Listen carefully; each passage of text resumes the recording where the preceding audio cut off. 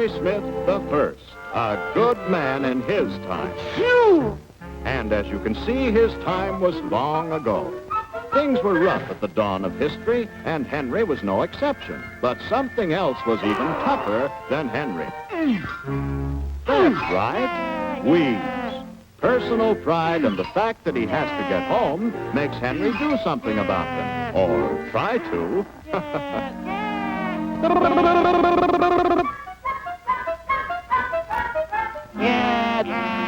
Poor old Henry, low man on the totem pole of progress. Life wasn't much fun in your day, was it? Not nearly so much fun, for example, as it was later on, about the time the Hanging Gardens of Babylon were busy becoming one of the 7 wonders of the world. By now, civilization had progressed to where local bigwigs couldn't for the life of them see how things could possibly be any better. One local citizen, however, was rather sour on that idea. He was Henry Smith the 31st, chief hanging gardener. But the hanging gardens were no bed of roses for him. Ah, good old progress. But alas, no progress in the weed department. The yank 'em out and hope technique was the same as it was back in the caveman days. Then came the brave new world across the sea. Settlements marking monumental steps forward in man's development. Came, too, Henry the 91st, a man of pious temperament, slow to anger, and gentle as a dove.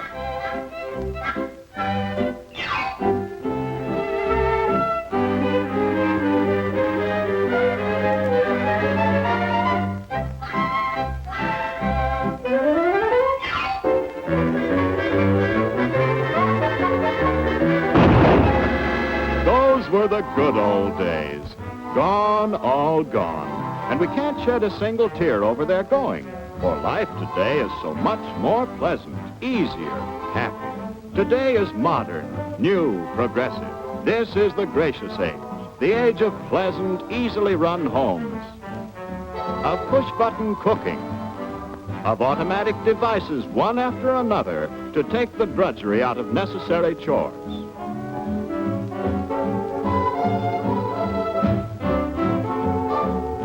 Yes, it's good to be alive today.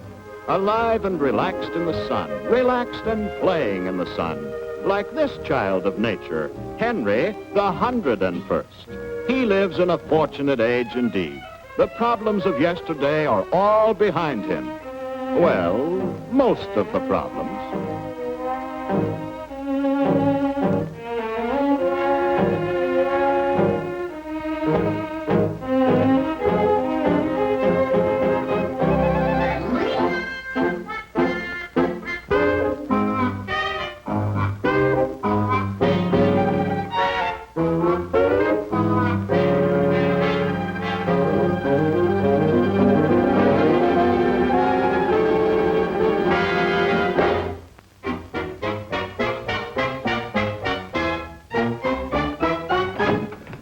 I play golf on Saturday afternoons.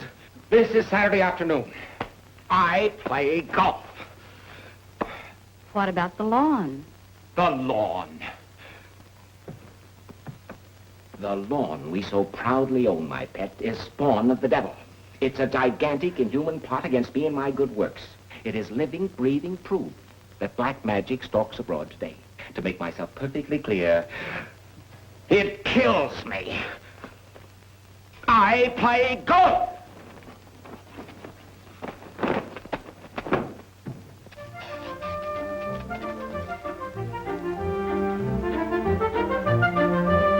Hi, Mac.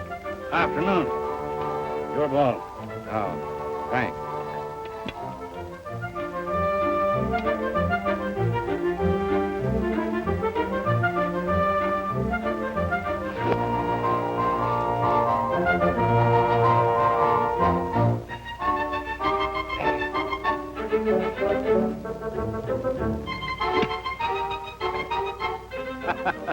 A little off my game today. You should try loosening your grip. It's very helpful sometimes. Oh? Like this.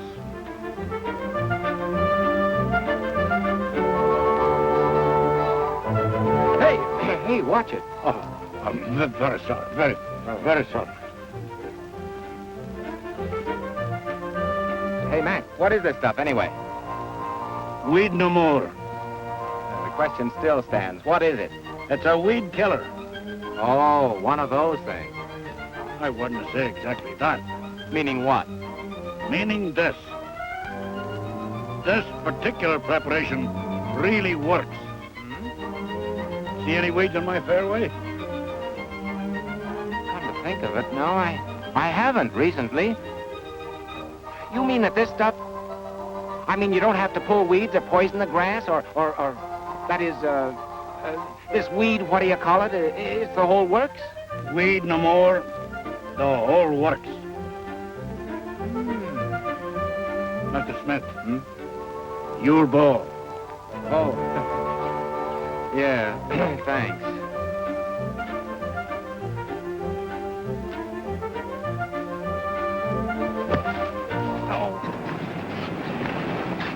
Wasn't bad around today. I didn't expect to break 100. Keep trying. Thanks for the lift home. Come in a minute.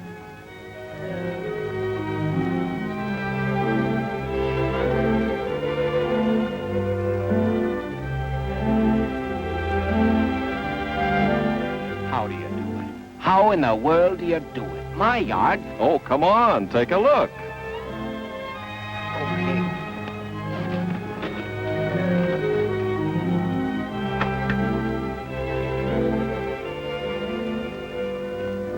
That's all there is to it. Did the whole job. Whole works. Well, Mac was telling me about this weed no more. Well, just what does this stuff do? How does it work?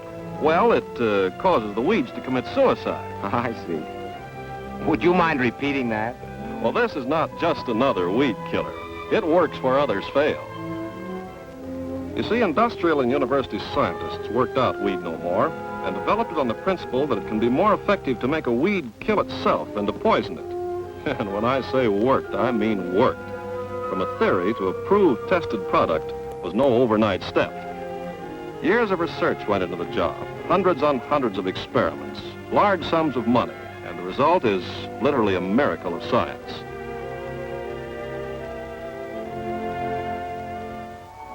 The lazy man's way of weeding. A surefire killer that works like magic, making weeds shrivel up and die. One that definitely does not kill or injure common lawn grasses. A sure-acting preparation that starts to work immediately on contact. One that means sure death to a list of weeds as long as your arm. And as I say, Weed No More does all this by literally forcing the weed to kill itself. Here's what happens. When the Weed No More spray comes in contact with the leaves of a weed, it is quickly absorbed. The leaves curl and twist as the spray affects the entire plant system. The roots are weakened, the leaves wither, and the color fades. Soil bacteria and fungus move in, and the roots begin to rot. Soon the weed is disintegrated, completely gone, root and all, leaving only a hole in the ground.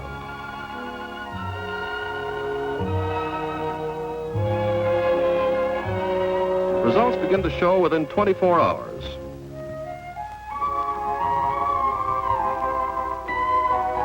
Within a week, brown or dark spots appear.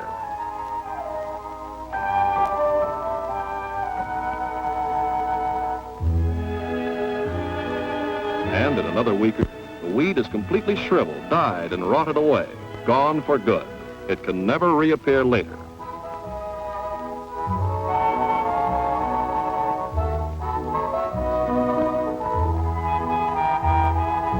Weed No More is really magic, modern magic. It works on many weeds, not just a few.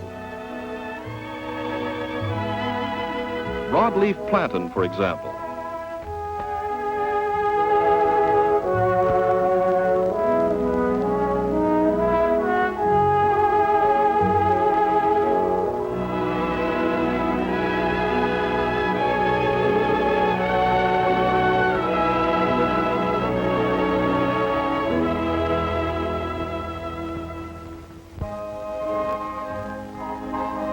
Narrow-leaf plantain is affected in the same way over a like period of time.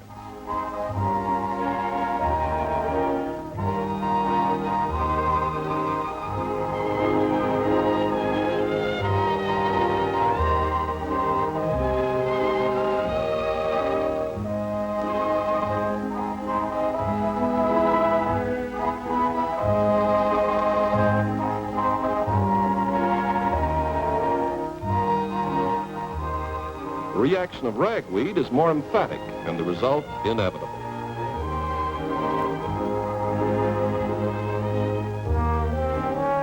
And so on down the line. Black medic.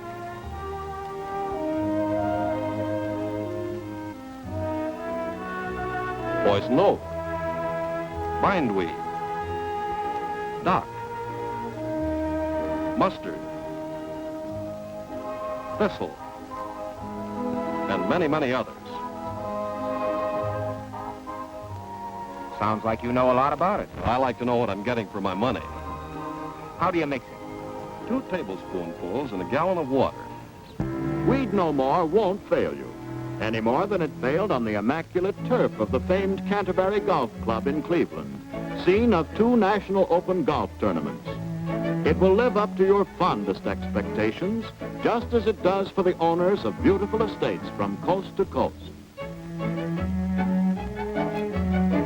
It will do the job for you as thoroughly as it does for well-known educational centers, where carefully maintained grounds add charm and loveliness to their campuses.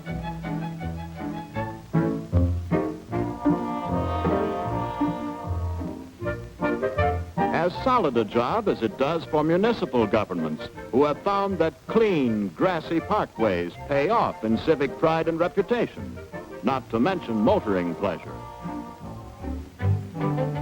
And lovely, clean-turfed country areas like this add to man-made beauty, utility, and profit to nature's gifts.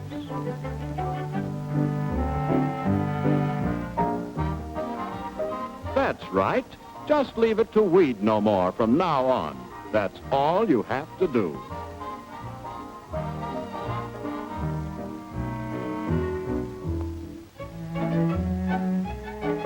Except, of course, wait a little while, but not for long. At the end of only 1 week, you'll see that weeds are really on their way out, and a lovely lawn is on its way in.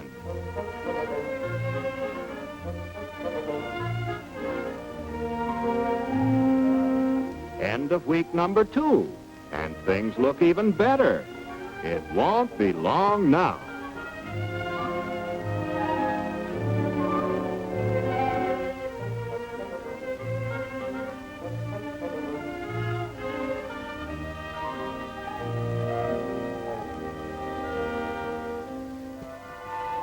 End of the 3rd week. Complete success.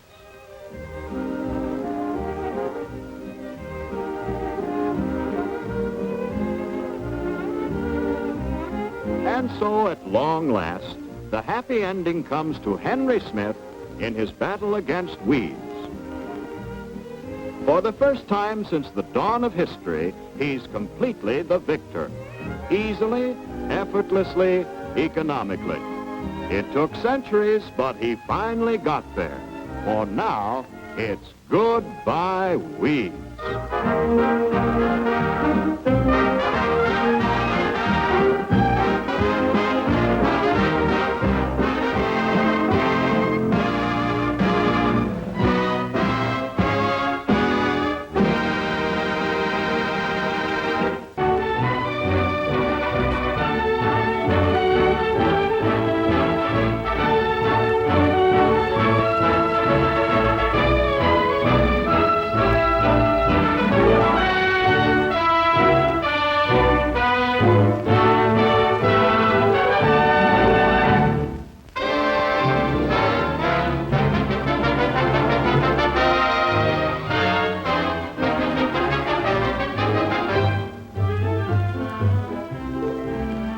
In the high schools, private schools, and colleges of the United States today, there are approximately 4 million girls who will be going out within the next few years to make careers for themselves. Some will find their only career in marriage, but by far the most of them will be making their living, earning their way, for a greater or lesser period of time in a busy and toughly competitive world.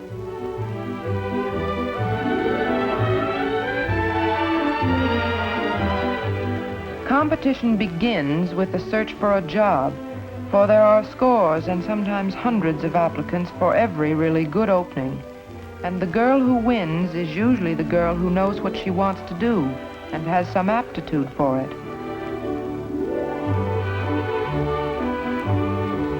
Instead of drifting into the first job that comes along, she looks for the kind of work that fits her abilities and the career she has planned. For planning beforehand, preferably with the guidance of a good counselor, can prevent many a false start or failure. In choosing what you want to do, the first and most important thing is to understand yourself, what you are good at and what your interests are, and how you get along with others. If, for instance, you are the gregarious type, if you like to go in for things like cheerleading and promoting school projects, you'd probably be good at some job that calls for you to deal with the public and use your persuasive powers, as in selling. If you get good marks in science and are willing to prepare yourself for it, your field may be medicine or chemistry. If you like social service, organizing aid, helping others out, you might make a good nurse or social worker. If you're a good craftsman, you would do well at work like upholstering or dressmaking, or in factory jobs requiring dexterity. If you're musical, but not enough so to be a professional performer, you might try choir directing, teaching music, or working in a music store.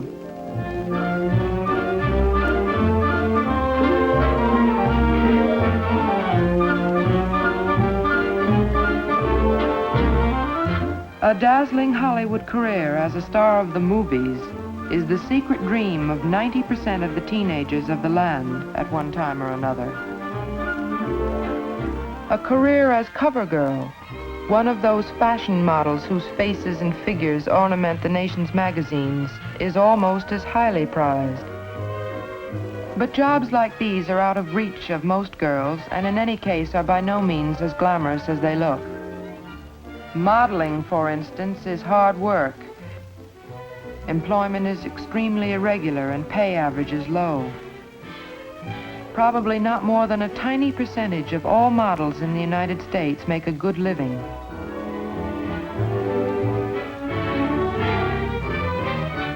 When it comes right down to starting a career, the wise girl chooses a job, romantic or not, which fits her abilities, interests, and personality. The biggest single field in which women find employment is office work, where there is room for both skilled and unskilled help. In general, enough skill for most clerical jobs can be acquired either at high school or in some secretarial school. For many other office jobs, whatever training is essential can be acquired on the spot.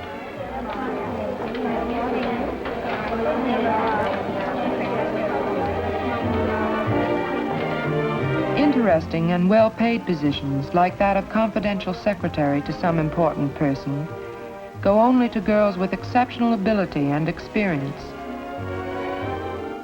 For those who make good in them, such jobs can lead to top-flight executive positions, of which more and more are being held down by women these days.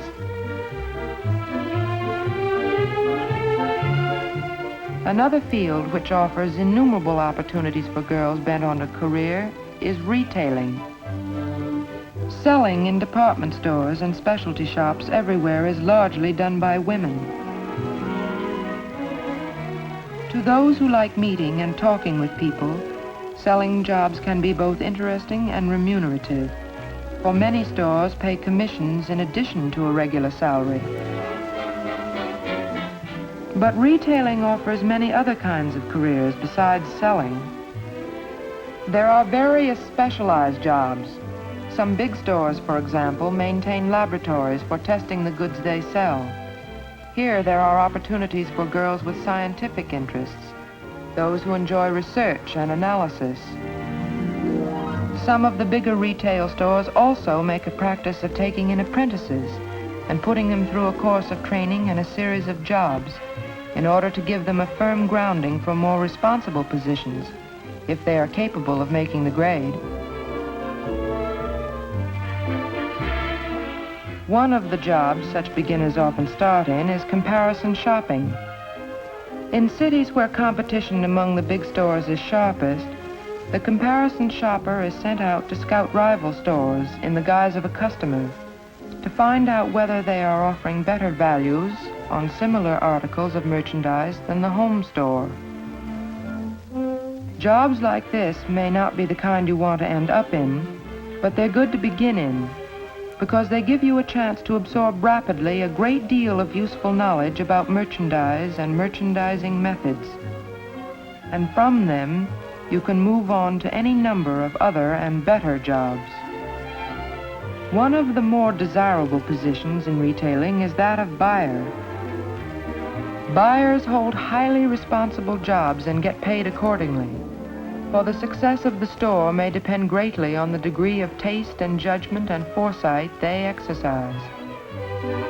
To be a buyer takes a lot of qualifications, a thorough knowledge of merchandising and sound judgment, plus the ability to anticipate the public's changing taste. Women who are successful in the merchandising field sometimes embark upon independent ventures, as for instance Mary Lewis, whose career led her to a smart establishment of her own on Fifth Avenue. A field which has grown spectacularly in recent years is the beauty business, which in some of its aspects is almost a monopoly of women. Such skills as are necessary for working in the average beauty shop can be acquired in a short course of training. The chances of a woman who is willing to work hard being able to start her own business are even better here than in retailing. Fortunes have been made in the beauty industry by Helena Rubinstein, Elizabeth Arden, and others whose deluxe establishments are chiefly showcases for the products of their big factories. The field in which opportunities and rewards for women are probably greatest is fashion, a predominantly feminine industry. Here, as in any field where the competition is stiff, it is worth finding out what training is required for the career you want and going after it. The choice of careers in fashion is wide: buying and selling, designing, manufacturing, promotion and display, and many others. There is money to be made in all these if you've got a good business sense combined with style sense, though competition is particularly keen for the better paid jobs. For anyone who has ambitions to start out on her own, it is a risky industry, particularly in the limited field of creative fashion. Designers as successful as Valentina, couturier to many eminent women of the opera, the theater, and society, are a small and enviable band. Fashion can be a springboard to other professions too, such as journalism. Here again, competition is intense, and in any branch of journalism, a college education is usually a prerequisite. There is a big group of successful magazines written for and largely by women, which greatly attract career girls. This whole field is even more overcrowded than fashion, but anyone who can make the grade will find a choice of interesting jobs, ranging from production and editorial assistants to art editors, layout artists, copy editors, and writers.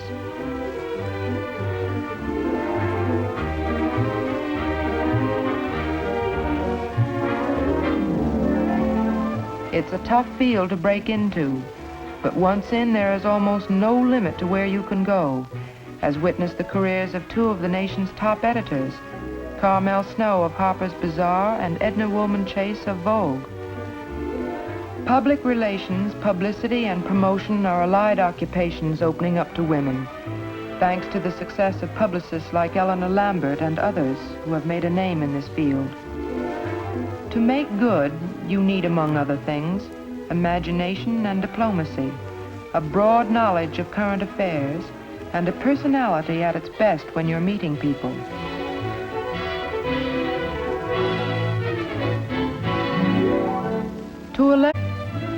If your interest is more in science than in people, there are other jobs. Laboratory technicians, for example. Or if you are prepared to undertake the years of training necessary to become a doctor, you might specialize in some field like pathology. Women doctors are no longer a rarity, and many of them, such as Maronea Farnham, occupy places at the top of their profession. Today, this and practically all the other professions are wide open to women. Frida Hennick, first woman member of the Federal Communications Commission, is an example of women who have been successful as lawyers. Lisa Meitner, famed atomic scientist, is one of a much smaller number of women who have won distinction as physicists. A profession that continues to attract women in great numbers, despite all warnings and discouragements, is acting. What a beautiful face. Hold it. Now, Miss Garland, although it's a lovely little baby and it's to be the future Queen Elizabeth, still, what the king wanted more than anything else in the world was a son. And so it's a tragedy to these people. So the line should carry an undercurrent of deep tragedy. I see. Not one girl in 100 who tries the stage ever makes a really successful career of it. Like acting, a career as a concert or operatic artist is only for the girl who is willing to gamble everything on the outside chance that all her hard work and talent will pay off. The number of women who have made a name and a living for themselves by their art, such as Maura Limpany, noted British pianist, is necessarily small. Despite all difficulties, when some person of great talent comes along, like Marian Anderson, the rewards of success may be enormous.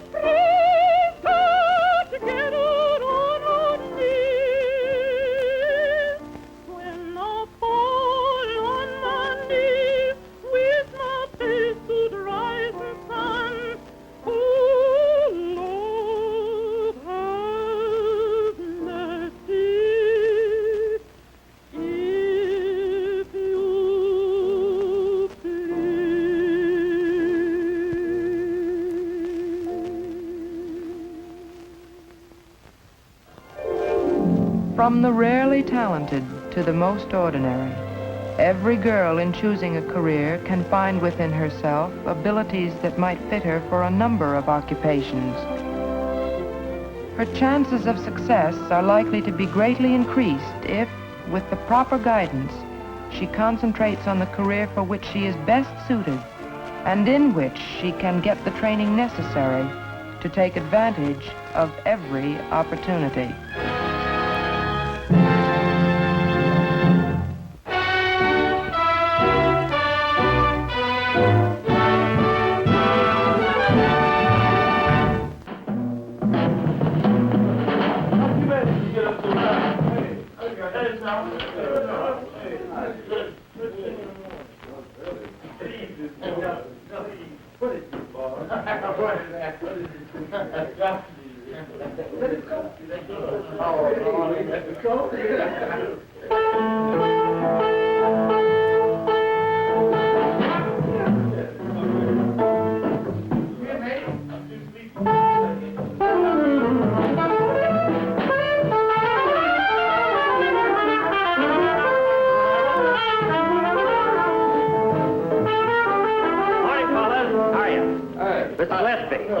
Don Babbitt's my name. I'm the director of the session this morning. Where's your baton?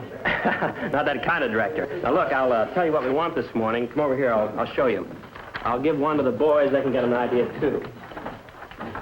Now, you know what we want this morning. It's a dubbing session. We want to dub your music to an animated cartoon. You get it? Cartoon. Yes. Now, the cartoon is a commercial for television, you see. We call the storyboard that it starts out, it's night and quiet. Then there's a fire. And here we would want very, very dramatic. Yeah. And you see, because it advertises an instant rope ladder. Instant rope ladder? Yes, that's the product. And, excuse us, sir. Now, here, you see, they're getting out of the window, the escape and everything. It's very, very dramatic there, so we want a lot there. Can I do something for you, sir? My name is Hemp of the Rope Ladder Company. Oh, excuse me, Mr. Hemp. How do you do? This is, Mr. Gillespie. How do you do, Mr. Mr. Hemp, I'm the director, Don Babbitt, so would you care to have a chair over here? We're going to run a pencil test of the cartoon in just a moment, and you can sit there very comfortably and watch it. I tell you, we'll run it right now, Mr. Gillespie, and you can get an idea of the whole cartoon and what we want from your music. Okay. In dead of night, a flash fire. Is this man in danger dire? But what's this? An instant rope ladder. His life is saved. He couldn't be gladder. In junior size, there's red and yellow and baby pink for the tiny fellow. Smart man here, and here, something sadder. A poor wretch who never had an instant rope ladder.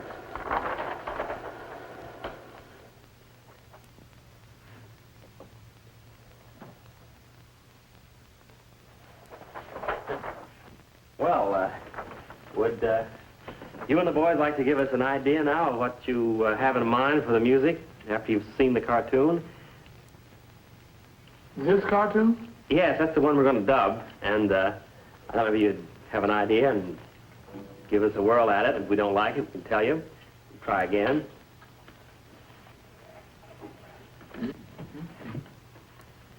Well, it's the, in the dead of night.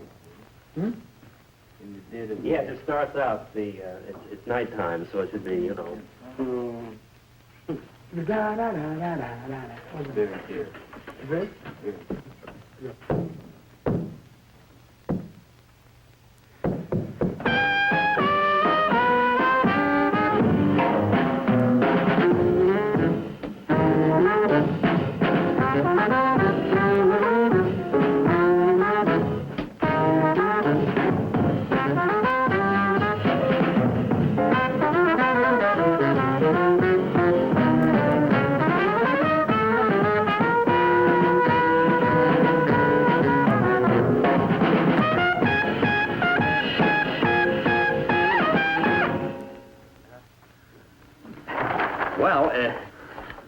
First of all, it's a little long.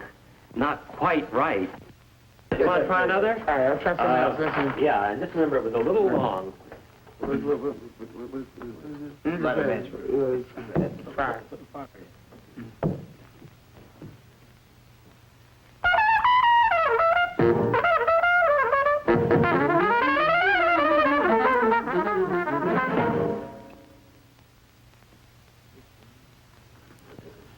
Oh, well, that one's much too short. I don't know, I had sort of a feeling about it. You said the other one was too long, wasn't Yeah, it? but this one was much too short. Now, if you could kind of hit a happy medium, you know. But it did have some quality of a fire in it. That part was all right. But it was kind of too short, and it just didn't really point out what we're looking for, you know? It really has to be more dramatic.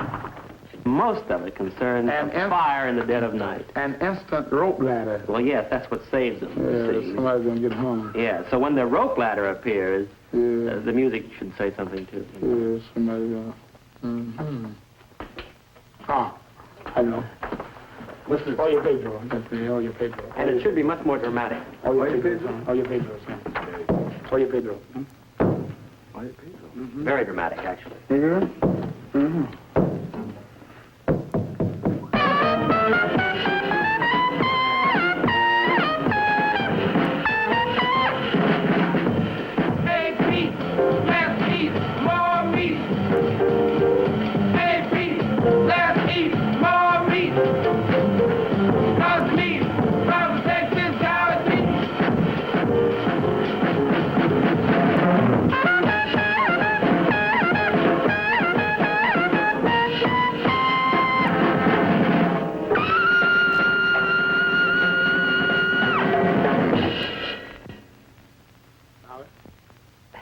Yeah, solid. Well? But that had nothing to do with the cartoon. You know? Well? Look. Just what I tell you what I better do. I'll run an old cartoon of ours. It's already dubbed with music. And maybe you'll get an idea just what I mean from that. Have you seen the popcorn spot on television? Shows all the time. Little animated cartoons. No, popcorn. no. Okay. I'll run it for you. Okay.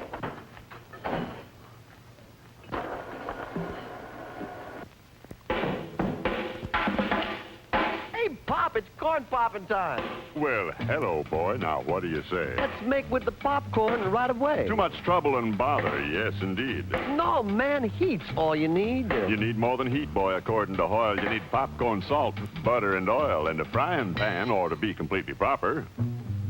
You ought to have a popper. I dig it you ain't hip, old man, to easy pop in its own pan. You mean easy pop popped in its own pan? Now you're swinging, Daddy. Crazy man. Why don't you make it with me to the grocery shop? We'll both dig a pan of this easy pop. The pop pop do the apple do did the pop do Now, give it the heat bit. That's the wildest. Easy Pop's too much, the neatest, the mildest. We'll all have a gallon in just about a minute. Popcorn, salt, and oil, and everything in it.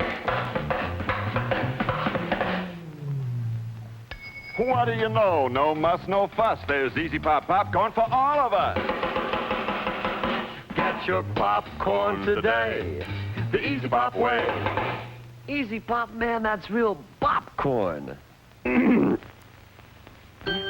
Ladies, do you ever wish for a magic sauce to pep up that tired gravy or stew you're cooking? Wish granted. Because that magic sauce is Heinz Wizard.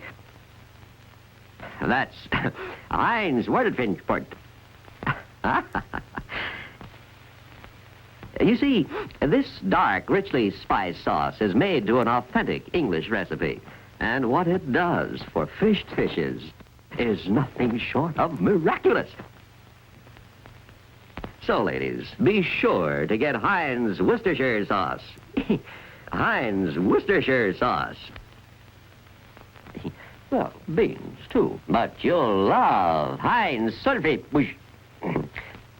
No matter how you pronounce it, say Heinz first. And you know it's good because it's Heinz. Everybody's talking about the power of Speedway. Everybody's talking about Speedway gas. Everybody's talking about the power of Speedway. It's a gas you can't surpass. And when you want the finest ethyl, you better get Speedway ethyl gas. It's got a drive, and man alive, you get a feel behind the wheel that makes you holler Speedway ethyl. What a deal!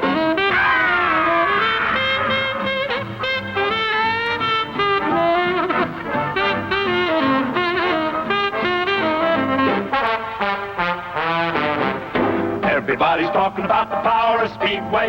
Everybody's talking about Speedway gas. Everybody's talking about the power of Speedway. It's a gas you can't surpass. And when you want the finest ethyl, you better get Speedway ethyl gas. Start using Speedway. I know just what you mean. Good, let's hear it.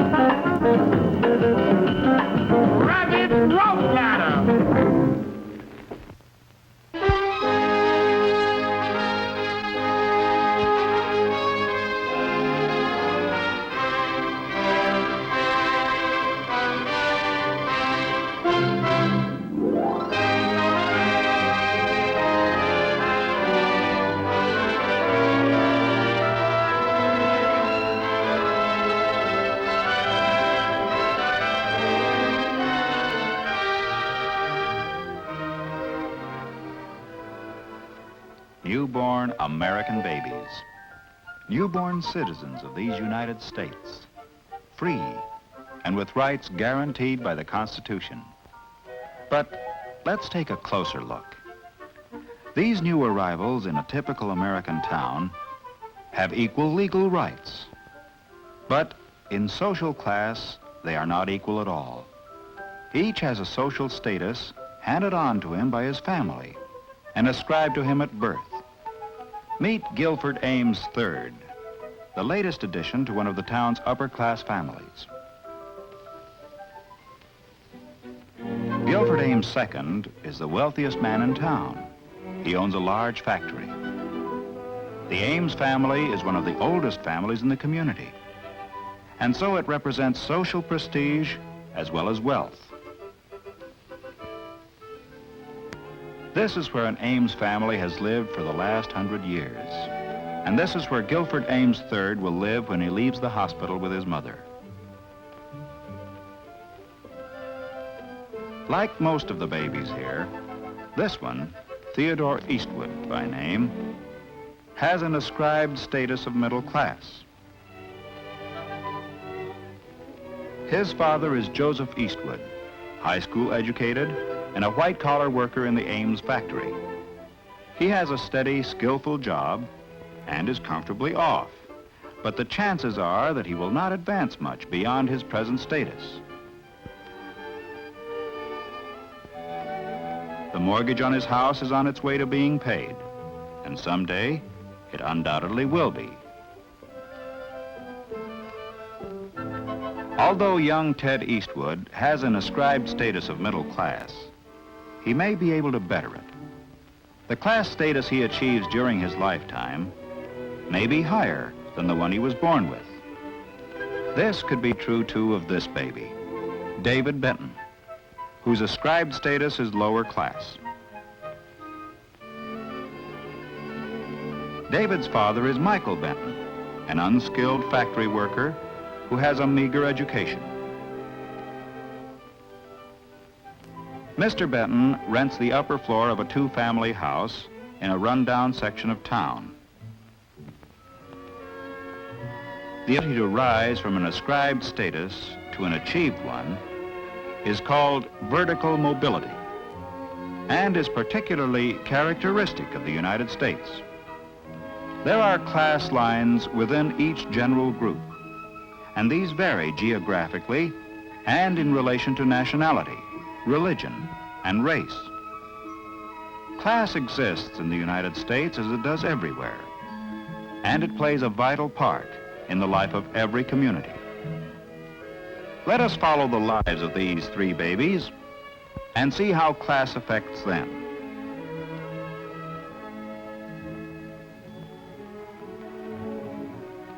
"18 years later, Gil, Ted, and Dave are in the graduating class of the town's high school. After the commencement exercises, the three boys, who are good friends, meet to say goodbye. Next fall, Gil Ames is going to attend an Ivy League university. Ted, who took a commercial course in high school, plans to get a white-collar job like his father's. Dave is going to work too, so that he can add to his family's income. Friends forever, they've said. Well, maybe in a way, but these boys come from families of different classes, and the lines of social class are real here in America, as they are everywhere, in Europe, in Asia, and even in the Soviet Union. As the years pass, class boundaries will separate Gil and Ted and Dave more and more. The boundaries between Ted's middle-class parents and Dave's lower-class parents are as important as those that lie between the upper and the middle classes. Even the simple event of graduation from high school has a different significance for the boys and their families. For Gil, it is only a milestone in his formal education. Later that night, Mr. Ames has a serious talk with his son. Mr. Ames tells Gil that he sent him to public high school so that he could gain a democratic background. But now he's about to enter an environment more in keeping with his social position. At college, he will meet men of his own kind. He understands, because already he has developed an awareness of his class, its patterns, and its rules.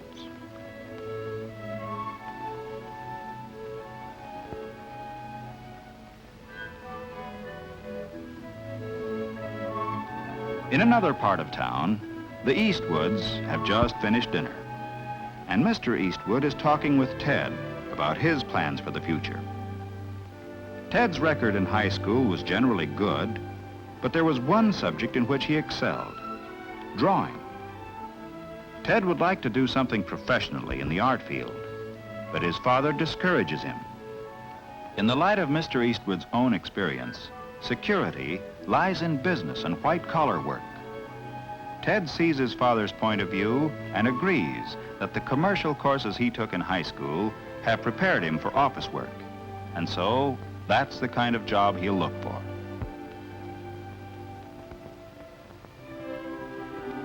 In the Benton household, graduation from high school is an event worthy of celebration, and a family party in Dave's honor is in progress. Mr. Benton proudly announces to the guests that Dave has already gone out and found himself a job. In the Benton family and among their neighbors, economic pressures are important. Dave's initiative in finding work is highly regarded by all of them, and his parents are justifiably proud.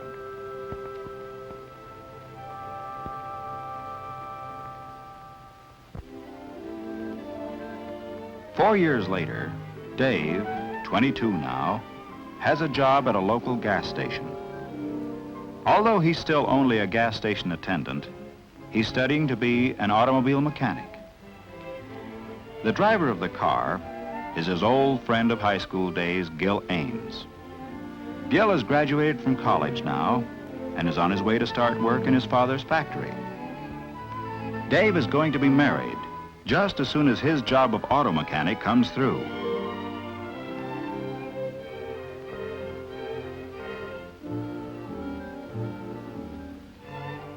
Gil's first day of work in his father's factory turned up still another familiar face.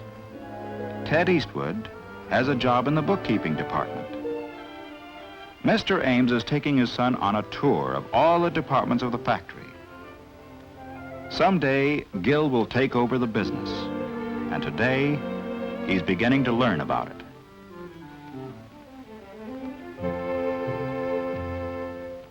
Kind of rocked you, didn't it? Gil Ames with his future all laid out for him. But you're Ted Eastwood, stuck in a job you'll be in all your life. Why don't you get out? What's keeping you here anyway? Mary Blakesley? You thought you'd marry her. But remember what she said that day in the car? Her car, of course. But can't you see it's impossible, Ted? It's not just money. We live in different worlds. Sure, different worlds inside this town, but there are other worlds, bigger towns. You've got some money saved, go to New York. Give it a try for 6 months. And if you fail, only you're not going to fail. And Ted didn't fail. He had talent and the ability to work hard. He started with a job in the art department of a large advertising agency. They called him a production assistant, but actually, he was a sort of a glorified errand boy. But at least he was through with bookkeeping and close to the kind of work he liked.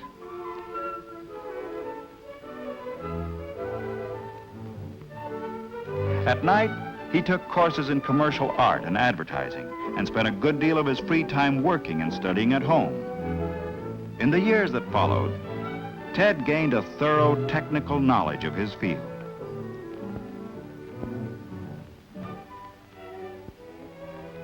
By the time he was 30 years old, he was the head of the art department of an advertising agency. Horizontal mobility. moving from one place to another, has resulted in vertical mobility for Ted Eastwood, a movement upward from his ascribed status to an achieved status that is largely the result of his professional standing. Class lines are drawn differently in a large city like New York, although they are still there. Here, professional standing, power, and wealth are of great importance. It is possible for members of socially prominent families, theater people who may have come from the lower class, and successful businessmen of the middle class to mix socially, and Ted is an accepted member of the group.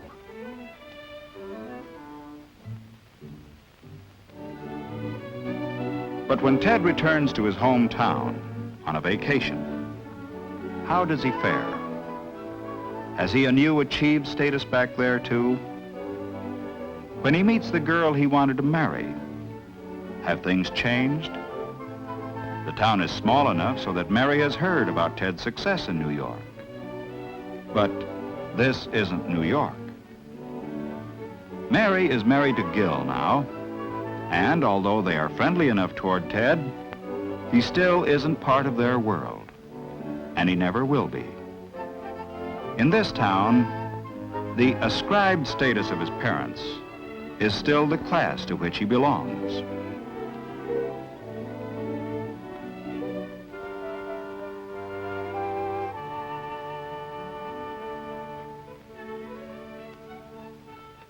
Ted's mother brings him up to date on all the town gossip, but he only half hears her. The meeting with Mary has stirred old memories in him. He's remembering what she said to him about different worlds. He knows now that to her and Gil, he's still the nice kid from the wrong side of the railroad tracks, no matter how successful he is. His achieved status is higher than that of his father's because he has a profession, but that status depends on a place. In this case, New York. Dave Benton, on the other hand, has changed his status hardly at all. He's now a skilled auto mechanic. And although his achieved status is not much better than the one ascribed to him by his family, financially, he will be able to provide better for his wife and children. His third child, a son, was born in the local hospital just yesterday. This new Benton baby has the ascribed status given him by his family. He may, as he grows up, reach a higher achieved status as Ted Eastwood did. Or he may, as his own father did, stay in the class to which he was born. His vertical mobility will depend greatly upon him, his character, his talents, and abilities. It will possibly depend, too, upon geographical mobility, because the criteria for class boundaries vary from place to place. And so it will be for all these babies, all citizens, all equal before the law, but not the same by standards of class.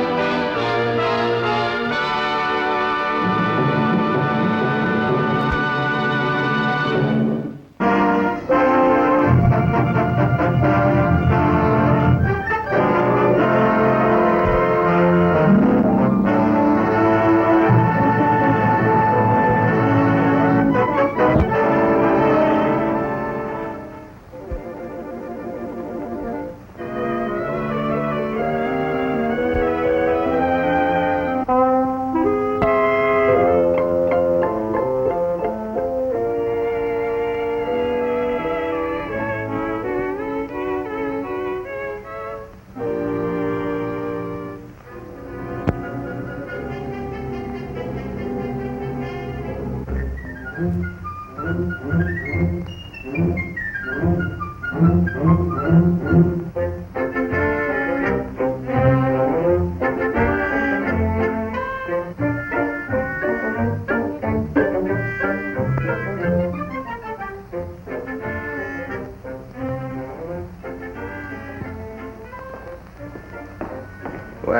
good morning, young man. I'll bet you're going fishing up to Mill Pond. Yeah, I was fishing at Mill Pond until I snagged my hook. Got a bite, then you gave it a big pull. Yeah, and when my line came up, the hook was gone. Well, you can't catch fish without a hook, that's sure. Have you got a new hook? Well, now that depends on the size. There's bass, carp, whitefish, perch, maybe bluegills. After bluegills? Yes, sir. Got one that size? Maybe yes, maybe no. Ah, here's one. Last one. Gee, swell. Better be careful of this, at least until I get some more next week. How much, Mr. Foster? That will be exactly 1 big penny. Where do you get your hooks, Mr. Foster? Why, I buy them from the wholesaler. And he makes them? Well, not exactly. He just handles them for stores like this, only in big quantities. Thank you. Who does make them, Mr. Foster? The manufacturer and others. Don't exactly know, son. It goes back a... Yes, sir. A real long way. Clear back to the Mesabi Range in Minnesota. Tommy's fishhook is in there, although a little hard to recognize at present. These are ore boats loading at Duluth. In your mind's eye, you can see Tommy's fishhook here, together with trucks, jeeps, bridges, skyscraper skeletons, guns, and battleships. Now, the basic material for the fishhook goes through refinement, first in the blast furnace. Then, in the open hearth where the metal flows down a fiery flume. Out of the inferno of the soaking pit comes the steel ingot, strong in its purity. An awful big chunk of metal for just a fishhook, to be sure. But that's not all. Here in the rolling mill, we begin to separate the bridges, skyscrapers, refrigerators, plows, guns, and carving knives from Tommy's fishhook. Now we can forget about motor cars. Now we're working for Tommy. For 1 million Tommies all over America who like to fish and who expect to get fishhooks when they want them. Yes, reach back a long way for that hook to half a dozen states, a score of industries, and 100 skills and crafts. And yet, Tommy's penny was the only cash transaction from the iron mine to the fish line.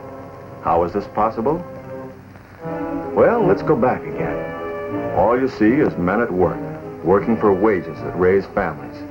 But look closer, with understanding, and you will see the evidence of an amiable and invisible servant, credit. The vital power by which men and nations exchange goods and services. An action stimulated and kept strong by confidence shown and promises fulfilled. And this friendly phantom works for every one of us, every day of our lives, if we treat him fairly and keep our word. You recognize him quickly in some of his more familiar services. Sunday morning in church, everybody will be saying those two helping boys, Timmy and Tommy, are the best-dressed boys in town. Yeah, and in 6 months, they'll have outgrown them. They're shooting up like a couple of weeds. Sure, I know. But it's good for you, and it's good for me. Okay, boys, you can take them off now. Shall I charge it? Well, how do I stand? As if I'd ask if I didn't know. Just a small balance. Like I always say, let me have lots of customers like the Halpins. Okay, Herman, charge it. Of course that sounded familiar. Here's another example. I'm expecting some nice chickens in, Mrs. Halpin. Shall I save 2 good-sized broilers for you? Why, yes. For Sunday, that'll be fine. Say, Mr. Hargraves, the boys are with their father. Would you please help me with these? Why, of course. I'll put your charge slip right in this bag here. Sure, you're familiar with credit in that form. And credit often enters our lives early because credit principles are part of our early experience, character training, and personal ambition. Timmy Halpin, older brother of the fisherman we met, has a problem, a deep and perplexed problem. Something I can do for you, my lad? Well, sir, I'd like to rent a lawnmower. Well, that's easy. Just 50 cents a day and a $5 deposit. You get that back soon as you return the mower. Here, let me give you a tip. Take that one. I just sharpened it and it runs 5. That's swell. But there's just one thing. Oh? What's that? Well, I haven't got the money. No money. Well, that is a problem. But I can pay you tomorrow. Is that so? How? Well, I've got 3 jobs that'll pay $1.50 each for today and tomorrow. I thought maybe if I could pay you after I got paid. Uh-oh. Trying to swing a deal, eh? Huh? A deal? Sure, I know. What you want is credit till closing time tomorrow. Isn't that it? I guess so. Anyway, Mr. Foster, I'll pay you. Honestly, I will. What about the deposit? And I know you bring the mower back in good shape. I promise, Mr. Foster. Honest, I'll take real good care of it. I'll look out for stones. Yes, that's easy said now. Look, you seem to know me. Do I know you? What's your name? Timmy Halpin. Timothy Halpin. My dad bought my bike here. Halpin. Your father is chief clerk in the quarry? Yes, sir, that's right. And doesn't he umpire in the county baseball league? Yes, sir, that's my dad, all right. I know him. But there's just one thing more. Gee, what? How do I know you can handle the 3 jobs today and tomorrow? That's hard work. Here, let me feel your muscle. Well, say, you are strong. Yeah, I'd say you could handle the jobs all right. Then it's a deal, is it, Mr. Foster? I'll be careful and oil the mower after each job, and I'll be back and pay you before closing time tomorrow night. Okay, son, you're in business. I'll live up to my contract, and I expect you to do the same. Gee, thanks. Now, of course, Timmy is just a lad easing the family budget. But the principles involved in that contract are just as real, just as binding, and just as beneficial to both parties as if it were big business involving thousands of dollars. Certainly, it is a credit obligation assumed with all seriousness by Timmy and a credit risk accepted with full consideration of the facts by Mr. Foster. But credit isn't a one-way street. Those who give also receive. Well, let's see now. You want to cut your note down to $500 and renew the balance for 90 days. That's right, Mr. Haskins. Is that the best you can do now, Foster? Well, matter of fact, it isn't. But this is one of my heaviest buying periods. And, too, I still doctor a few dollars I'd like to clean up. Oh, yes. How is Mrs. Foster? It was a mighty close call, but she's been making real progress. I'm very glad to hear it. Well, the $500 is okay for renewal, of course. Thank you. I'll try to clean it all up before the year's over, even sooner. Now, just a moment. Not so fast, Foster. We've got to keep our money working, or I don't get paid. Cash in our vault doesn't earn anybody a living. It's the money on the job, away from the bank, that makes a profit. For us and for you, too. Yeah, you mean money on loan. That's right. Money at work to earn money. Dollars that can be lost or squandered only through poor judgment. Credit is as old as man's confidence in man. Down through the ages, it has offered its services to buyer and seller alike. In our own America, credit was a vital power in building prosperity, even before there was a convenient and stabilized monetary exchange.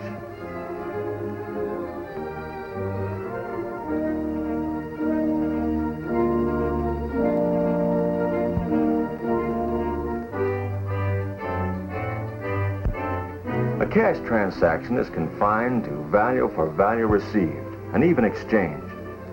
But credit is much more, because credit ties in faith in the future with the present. There's a promise to perform and a mutual obligation for 30, 60, 90 days, or even longer. Hello, Joe. Hi, Sam. Well, here you are. A bundle of pelts are brought down from the North Country. I was kind of hoping maybe you'd take all of them. What are they worth to you? Well, to be frank, they ought to bring about 2 shillings apiece, dressed in Philadelphia. I reckon we can make a deal for all of them. That is, if you take payment in trade goods. Suits me. What good's money trading with the Indian? Suppose we make up the value in cooking pots, knives, beads, red cloth, and a few traps. Same as on your previous trip? Well, I can't take many pots and pans on horseback. I reckon you better work out the trade mostly in needles and pins, beads, threads, stuff I can carry in my saddlebag. Why don't you take along a pack horse and make yourself some real money? It takes money to make money. I'm worth what those skins are worth, nothing more. How long you been dealing with the Indians? Since the British and the Tories left, nigh on to 10 years. You managed to get along pretty well with them? No trouble? Well, sure I get along with them. It's easy. I treat them square, they bring me their best pelts. I live with them when I'm in their country, and I don't deal in firewater. Some say you can't trust Indians. Say they'll turn on you like as not. I never found it so. They look forward to my coming. Or the squaws call me the needle man. Steel's better than fish bones for stitching up deerskin. Sam, how about me staking you to a pack horse and a full load of merchandise? You mean you trust me? I ain't the charitable kind, Sam. I'm in business to make a profit. And I can't get a profit from stock on the shelves gathering dust. You sell the stuff and we'll both profit. Well, what about the extra horse after I get rid of the load? He'll eat up most of my profits. Bring him back loaded with pelts. He'll carry 3 times as much as your riding horse. And if worse comes to worse, sell him. He's worth more up north than here. I'll be gone likely 6 months, Joe. Can you wait that long to get your money back? We'll calculate the profit to make it worth the wait. Still, you're taking a chance. A risk, yes. But it's a risk you figure and make it worthwhile. Chance is blind gambling. I don't gamble. Well, thanks for trusting me. It ain't my own judgment alone, Sam. A lot of people speak well. Oh, I asked. So why don't you let me make up a load for you? It's a deal. I'll tally up the stuff and give you a copy of the list. Say, I was thinking we ought to make at least $200 this trip if all goes well. 200 this trip, 500 next trip. Huh? With 3 horses and another man helping you. Hey! Thus, even in the days when pelts were bartered for needles and beads, pots and pans, credit was the mainspring of trade and prosperity. Credit confidence based on reliable information sheds light on the nature of the risk involved and the reward to be expected. Then the flow of trade surged westward in increasing volume across the Cumberland Trail and the Erie Canal to the Central Plains. Men and families sought new frontiers, new homes in the rich farmland bordered by the Great Lakes, the Ohio and the Mississippi. Meeting the needs of these pioneers, hundreds or even 1,000 miles away, offered new trade opportunities and at the same time posed grave problems.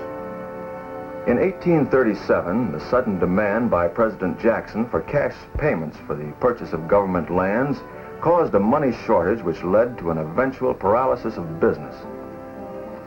Firms were unable to collect their inland accounts, and many were forced to ask extensions from their creditors. Among them was Tappan and Company, large wholesale and retail dealers in dry goods located in New York. In 1841 in New York City, the country's most prominent merchants gathered to face the situation. The need was plain. There must be some means of obtaining dependable credit information as the basis on which to build trading confidence. But how? In my father's time, we traded within 100 miles of the coast. He knew the men he was dealing with, knew them personally, how able they were, and how much you could depend upon them to live up to their words. Those days are past. Now you're asked to load a wagon or a canal boat with merchandise for somebody you never heard of. Some as far away as Cincinnati or St. Louis. It's bad enough to get paid with their high discount paper and lose your profit. Even worse, 6 months or a year later, you may learn that the trader has flown the coop or is operating under another name and lose your capital, too. I'd rather have shorter terms, smaller profits from people I know. The need is there. People in new settlements and growing cities want merchandise. They pay well for what they get, and we can't ignore them.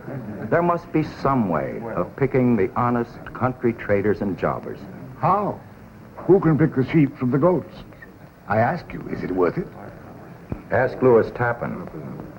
A few years ago, the Tappans could have written their note for $1 million, but they were nearly wiped out by bad credit risks in our brave new land of opportunity. Yes, but I hear they've recovered much of their losses. I'll say this for the Tappans. They took the blow all by themselves, paid off every one of their creditors.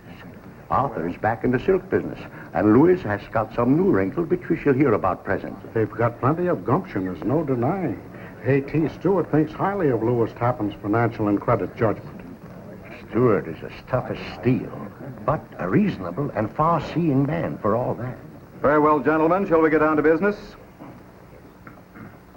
I shan't waste time on preliminaries. We're all faced with the same problem. Our country is a victim of growing pains. My brother and I have had our share of aches from what occurred beyond the Blue Ridge. So have others here. But I am full of hope and confidence. Beyond the horizon, a great new land is building.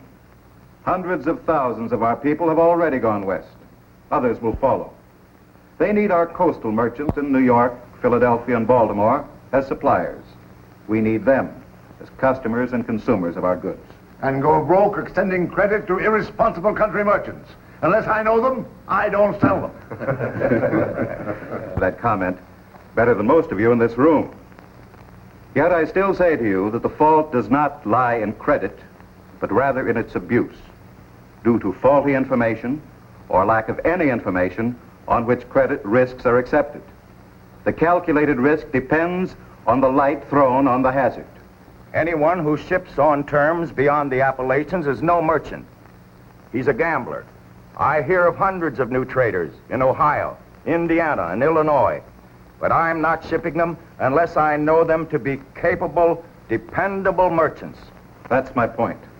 Each of us knows only a small number of the new businesses that are coming into being in the Western Territory, but among us all, we can set up a working program of credit responsibility that will enable the worthy trader to get his goods promptly without a lot of wasted time over references, half of which are fraudulent or meaningless. What are you trying to say? Simply this. Confidence is the life-giving power of credit, and we are wasting its force.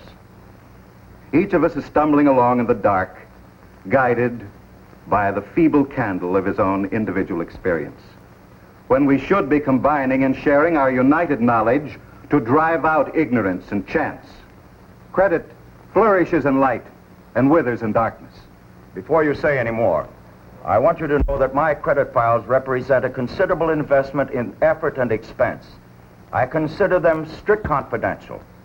Suppose I were to offer to hold your files and my files and say Stewart's in joint confidence. Who'll guard your files? The militia? One moment, gentlemen. What we need here is confidence in each other's suspicion. My customers would resent prying into their affairs, Tappan.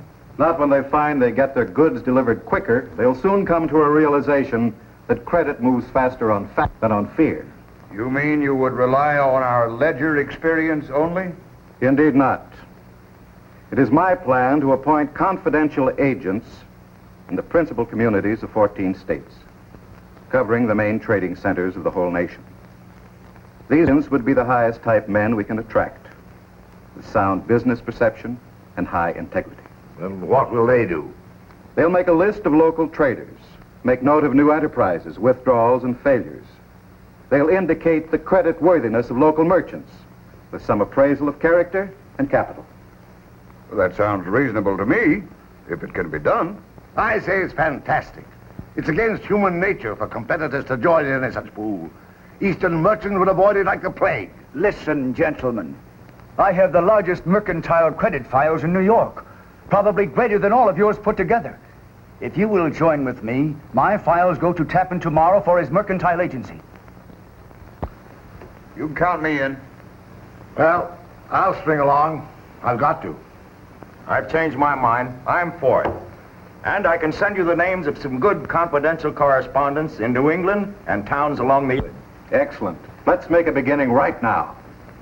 And so in 1841, out of grim necessity, And out of the commercial growing pains of a nation was born the first mercantile agency, now better known as Dun & Bradstreet. It provided impartial credit reporting for the first time and offered a pattern of confidence which sparked a new life in the expanding Western trade. Paced by reliable business reporting, credit dollars moved out, building canals and railroads on European as well as American capital, developing raw materials, and creating centers of trade that grew into cities wherever the trails crossed. Syracuse, Buffalo, Cincinnati, Chicago, St. Louis, Omaha, and Kansas City are monuments to the surge of a nation rolling westward on the wheels of trade. Wheels powered by credit dollars, minted of knowledge and backed by faith. Through the years, the power of credit became the greatest factor of progress and economic growth in the history of nations. This power is shown in big credit and small credit, personal and commercial credit, bank credit and government credit, long-term and short-term credit. It influences every phase of modern life. Today, more than a century after the beginning of impartial credit reporting, credit is more than ever the hidden sinews of commerce. But its processes are perhaps more easily understood in the sharp focus of a detailed example, like Mr. Foster replenishing his stock with an order to the wholesaler. Say, Russ, here's an order from Foster Hardware. What's new on this fellow Foster? Pretty slow earlier this year, wasn't he? That's right, Mr. Ferguson. But Hanlon says he's making headway now. I seem to remember there was reason to watch him pretty carefully. Here we are. He owed a balance of $66 on June 1st, but he cleaned up in July, hasn't been on the books since then. He was running about a month slow last spring. Hasn't ordered in 2 months. How long have we had the account? Well, as long as I've been here and before. Hanlon's called on Foster at least 10 years and likes him.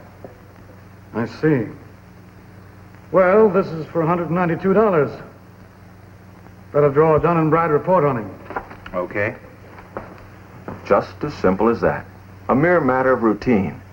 But to furnish the credit manager with authentic credit information, confidentially, quickly, and surely, is something else. Not long afterward, Mr. Foster has a caller. In fact, he's had callers ever since he's been in business. Their faces may change from time to time, but the mission is always the same. Let's look in on part of this interview. Morning, young fellow. What can I do for you? Morning, Mr. Foster. I'm from Dun & Bradstreet. Oh, sure. I didn't recognize you. Glad to see you. Well, how are things coming? Well, a little better than last year, thank goodness. Wife's up and around now. Oh, well, that's good news. She had quite a siege of it, didn't she? Yes. Turned out to be a more serious operation than we'd thought. And expensive. They usually are, but necessary. Sure, they're necessary. But luxury, too, and the business has to pay the bill. Oh, I guess it cut into your working capital, didn't it? Yeah, I'm afraid I've been a little slow, but I'm caught up now. Been current since August. Don't like to share my troubles with my suppliers. I can see your point. Say, I noticed a slight change in the business name, Mr. Foster. That's right. Took Bob into the business on September 30th. And from now on, we'll be buying under the new name. You planning to retire? Not yet a while. Oh, wife and I may take a couple of short trips, kind of get her perked up. I see. Will your son Bob be drawing a straight salary? A little, $40 a week, same as my clerk, Dave Morgan. I figure I'll have to do at least $10,000 to $12,000 a year more volume to carry the load, but Bob's grown up in this store. Worked around here after school and during summer vacations since he was a kid. He sure knows the business. What's more, he has some pretty good ideas. People around here know Bob and like him. And besides, he has good contacts with the local builders. Mr. Foster, what courses did Bob take in college? I always claimed he was majoring in muscle, won 3 varsity letters. Actually, though, he worked pretty hard. Business administration, merchandising and all. And he got good marks. Oh, he'll do all right. He's handy and he's got a knack for tools. Sounds like you'll do all right. Incidentally, Mr. Foster, is your building all free and clear now? No, we still owe the $2,000, same as last year. You making any alterations or repairs? Not till I clean up that $500 balance on the bank loan.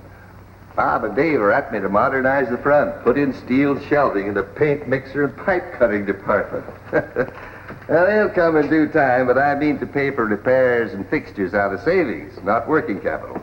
Sounds like good sense. Say, Mr. Foster, do you happen to have a recent financial statement to show how you stand now? Glad you reminded me.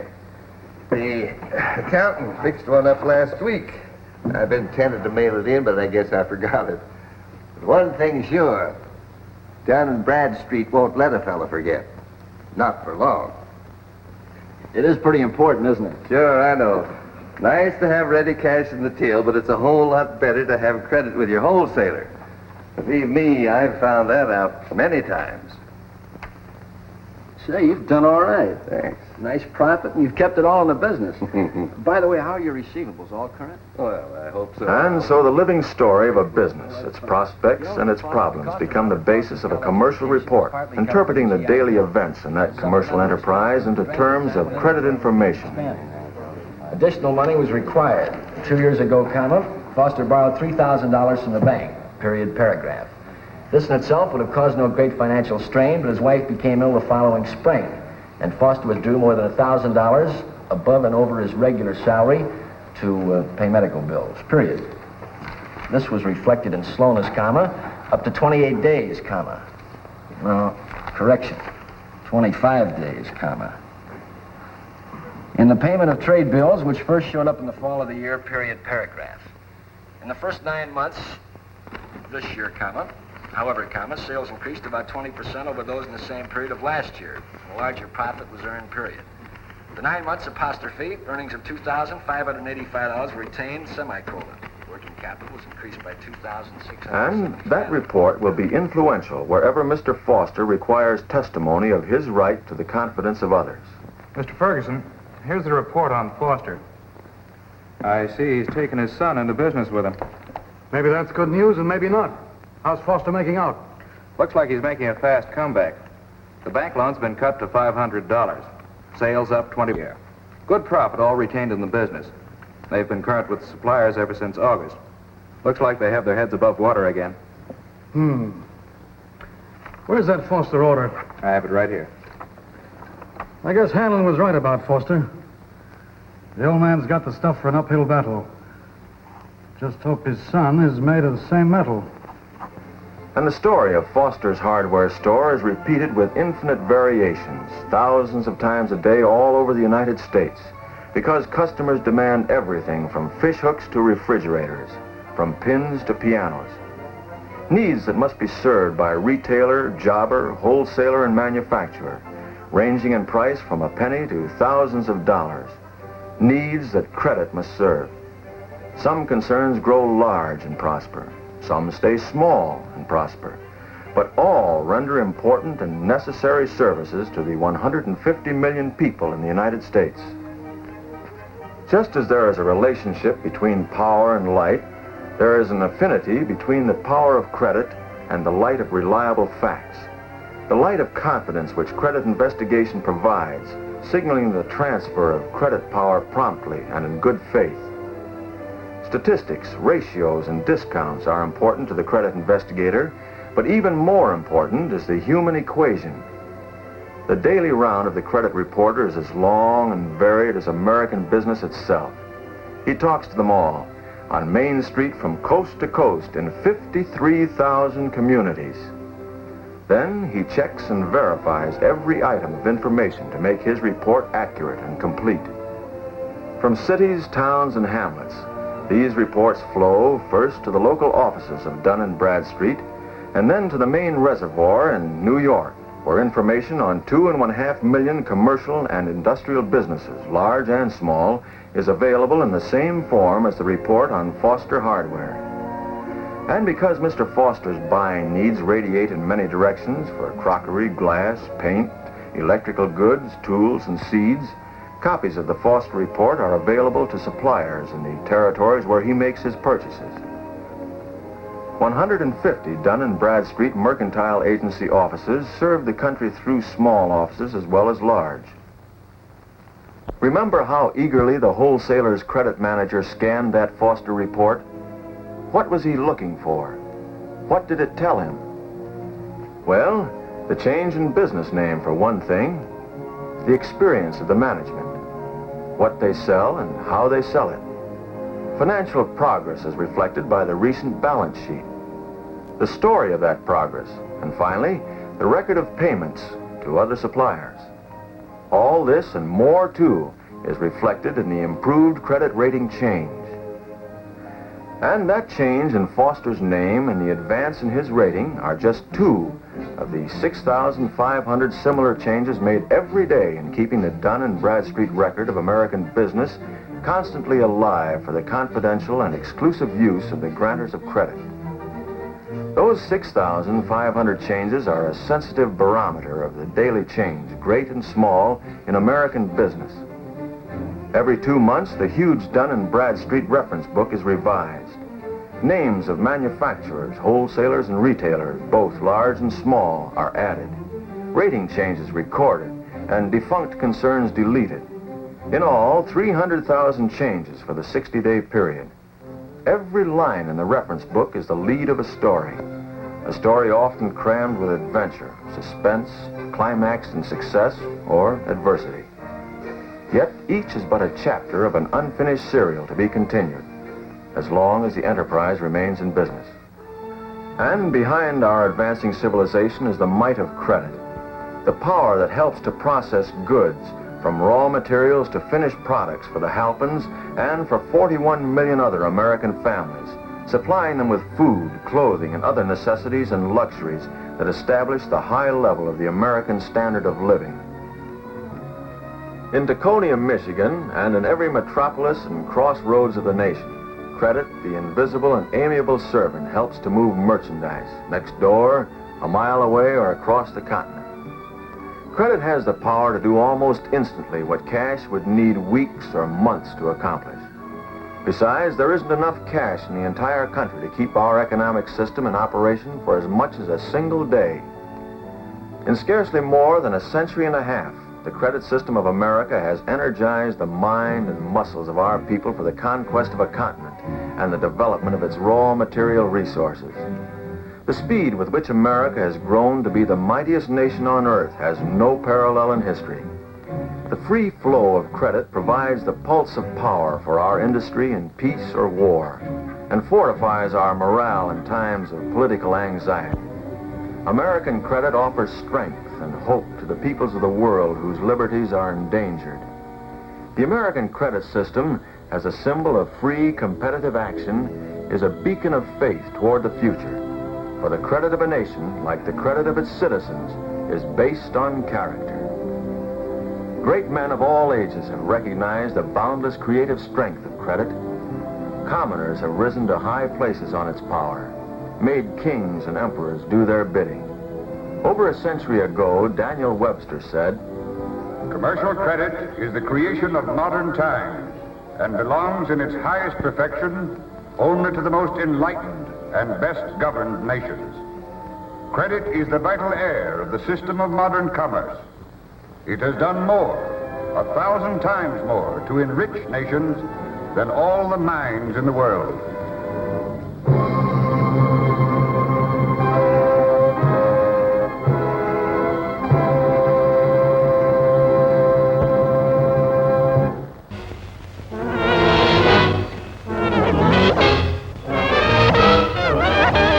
Эти американские папиросы, они очень хорошие. Speak English, comrade. Remember, that is about the only freedom you do not have in this town. This American town. Americans, they have too many freedoms. That is another thing you must remember, comrade. For one day it will be your mission to destroy those bourgeois capitalist freedoms.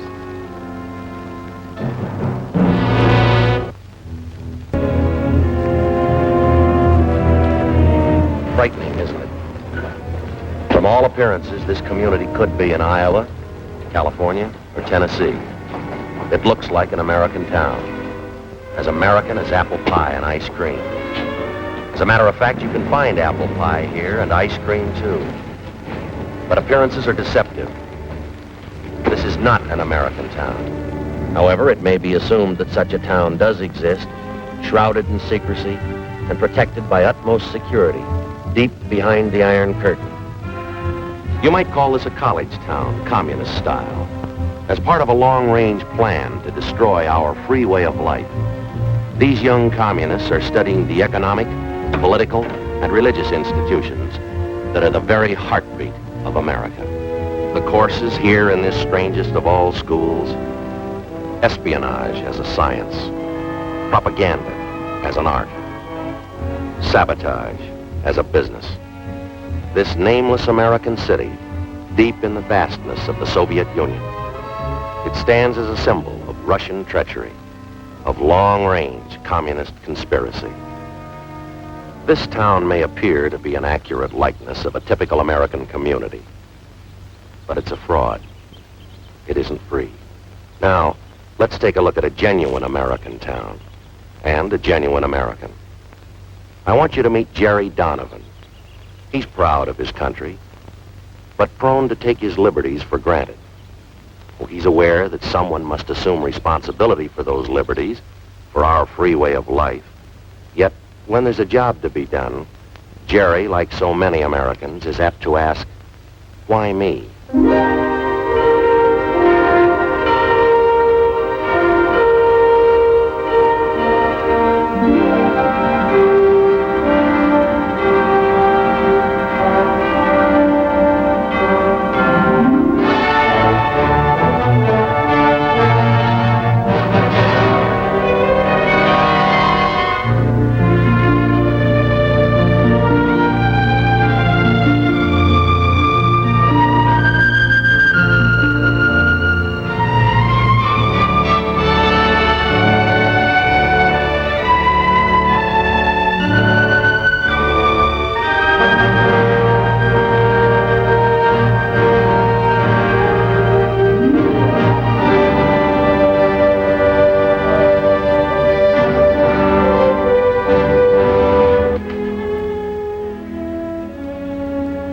Anybody home?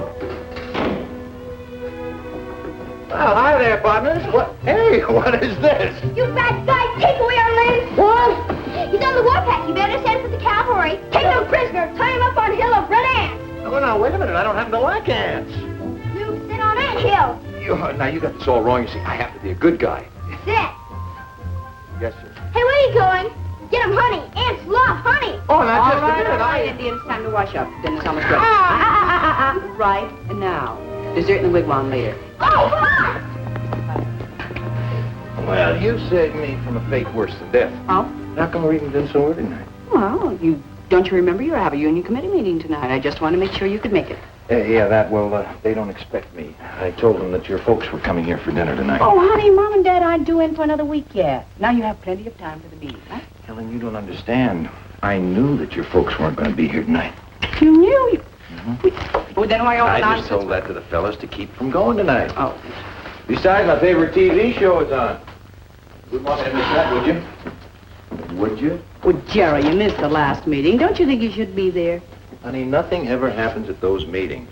Just a bunch of guys sitting around listening to themselves talk. Now, the important thing that really has me worried is what's for dinner tonight, stew or hamburger. Ha, ha, ha. There. Oh, boy. You like that? That smells good. I thought so. Jerry, would you say that I was a nag? Oh, no more than average. Well, I'm afraid I'm going to be just this once. Why? Well, this morning you told me that you wouldn't be able to make the PTA meeting next Wednesday, right? That is right. Old Mrs. Potter reminds me of a lovesick hippo.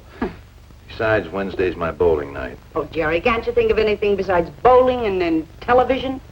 Oh, the way you talk about that PTA, you'd think it was some kind of a hush-hush government meeting to determine the future of the nation. They can struggle along without me.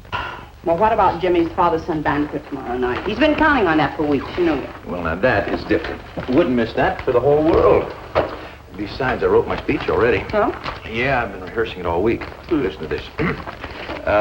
Members of Troop 28 are gathered here tonight. It's the ways and means of finding homes for Trooper Ryan's 6 new collie pups. How's that sound? Pretty bad. Yeah. No, I can hear them applauding already. Well, no, thank listen, just one more question. Just one. What about your reserve meeting, your next one? You missed the last one, and you missed the one. Well, honey, you did. All of those. All right, I'll tell you what.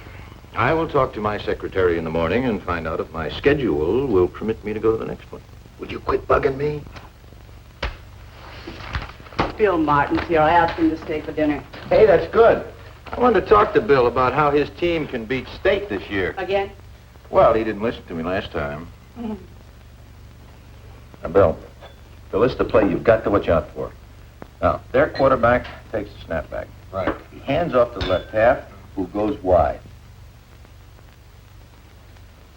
Hey, Mom.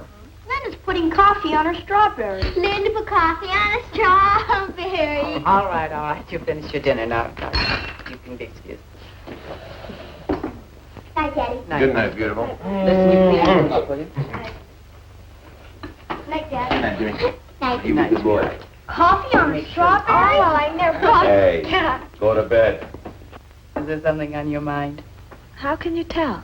Want to break up the huddle? Now, Bill, this is a play you've really got to look out for. All right, fellas. Half time. Put up. Linda? Well, Bill and I have given serious consideration to the situation, taking into account our ages and... Oh, Daddy, Mother, we want to get married. I'm sorry to spring it on you so suddenly, Mother. I suppose it came as an awful surprise, but... Really, sweetheart. Congratulations, Bill, and I might add, you're a very lucky young man. Thank you. Daddy? Well, if everybody's through kissing each other, I think there are a few things we ought to iron out. In 4 or 5 years. You're both too young to get married right now. Mr. Donovan, I'm going to marry your daughter. And I'm not going to wait 4 or 5 years to do it. Thanks for dinner. I'll talk to you later. Good night, Bill. Bill! Linda. Honey, now let them go.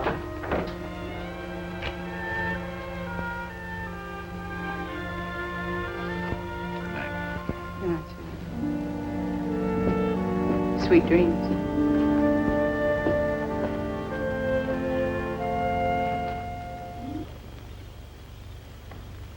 Picture of an American retiring for the night, going to bed in comfort, without worries or problems. Well, almost without problems. Linda and Bill may mean momentary worry, but in America there's always tomorrow, with its bright promise. And problems will work out. Somehow things always work out. Now in a few minutes, Jerry Donovan will be asleep. But tonight, instead of the sweet dreams his wife wished him, let's give Jerry a nightmare, a real red nightmare. Now, you remember that Russian town we saw earlier? The town that looked like it belonged in Kansas or Ohio or Vermont? Let's lift that town out of the Soviet Union. Let's superimpose it on Jerry's hometown. And those precious freedoms Jerry so complacently accepts. Let's see how many freedoms Jerry might lose if suddenly he had to live under communist domination.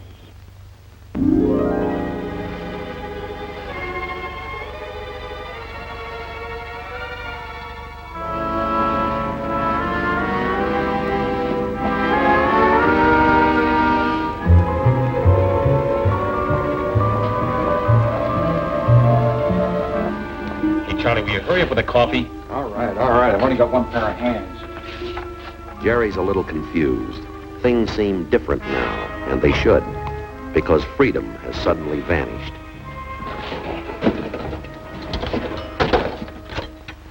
Your permit number, please. Permit number? Operator, I don't have a permit. I just want to call my house. I want to talk to my wife. No personal calls are allowed without a permit from the commissar. You will get off the line, please. But operator...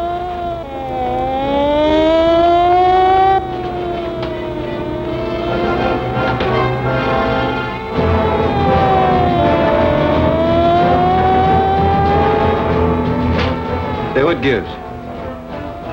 Come along, comrade.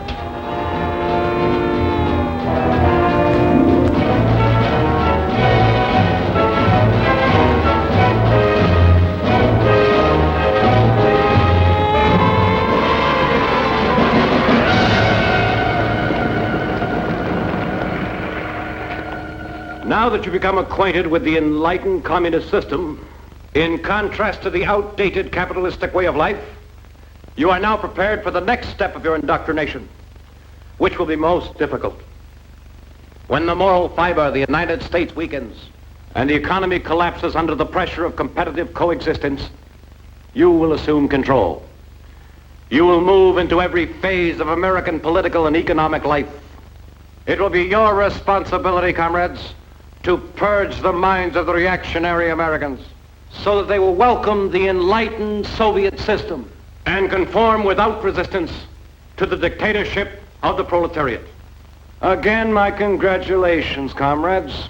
Continue the good work.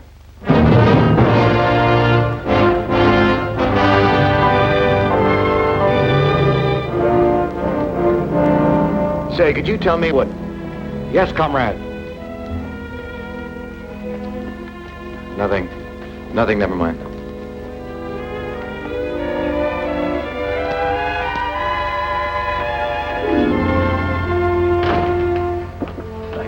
Thank God you're all right. I have something to do. Gee, Helen, I'm sorry I'm late. Something strange happened. Something very strange. I was standing in the plaza... Never mind that. But you are disturbing the children. Their meals are to be consumed without interruption.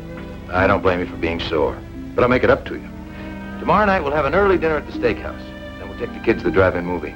That would be quite impossible. Tomorrow night you've been selected to address the Parent-Teachers Committee. The what? Oh, no, there must be some mistake. They don't want me. What would I talk about?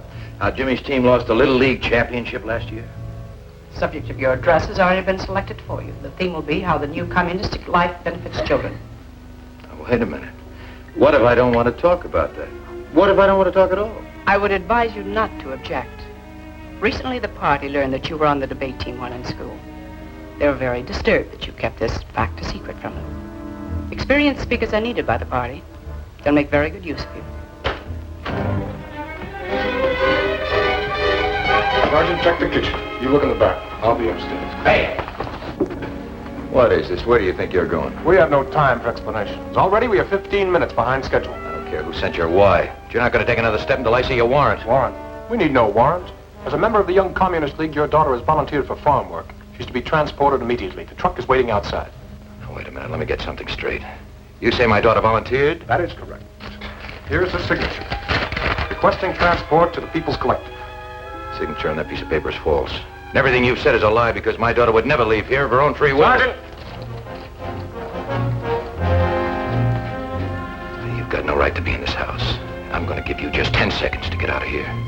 Daddy? It's true, Daddy. I did volunteer for farm work. Linda, why? The party convinced me that I should free myself of the lingering bourgeois influence of family life. I am ready.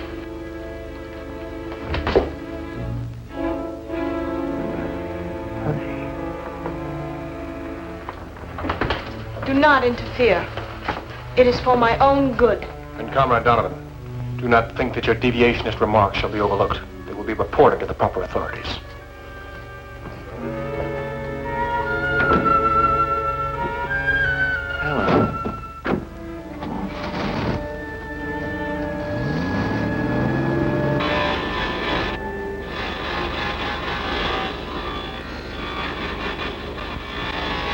Hey, what's this quarter business? That's today's work, comrade.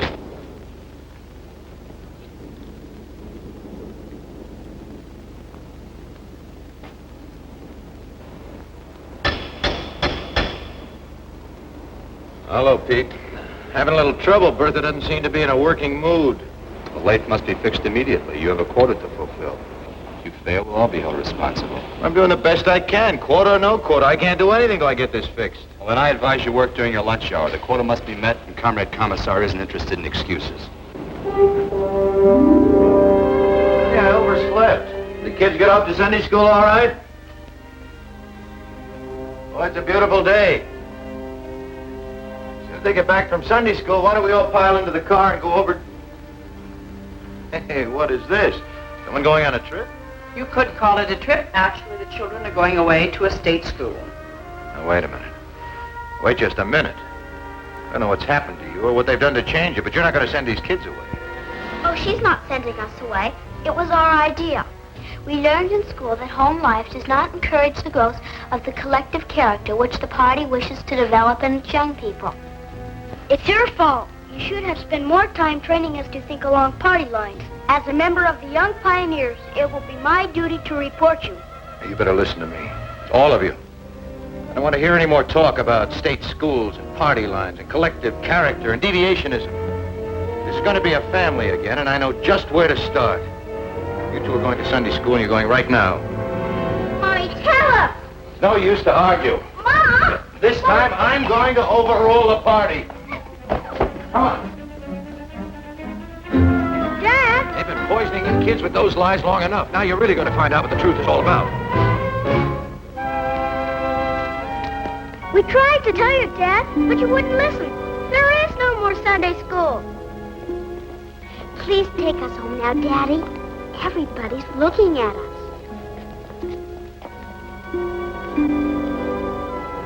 Mistake. Somebody made a big mistake. Come on, we're going to get this straightened out right now. Come on. Come on inside. Come on, Jimmy.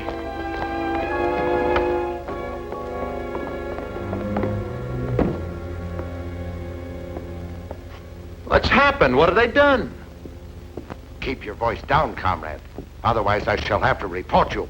Who put these displays in here? This is a house of worship. You are mistaken. This is the People's Museum. And I am warning you once more. This place is a lie. Everything about it is false.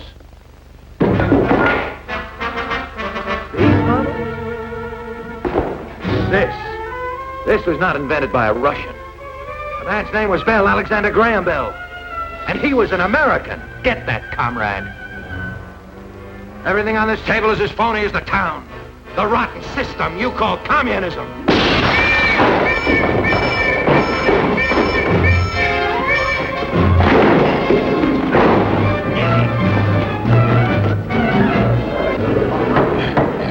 Comrade Donovan, you're accused of the following crimes against the state: subversion, deviationism, and treason. You've been given this opportunity to make a public confession of your treacherous violations.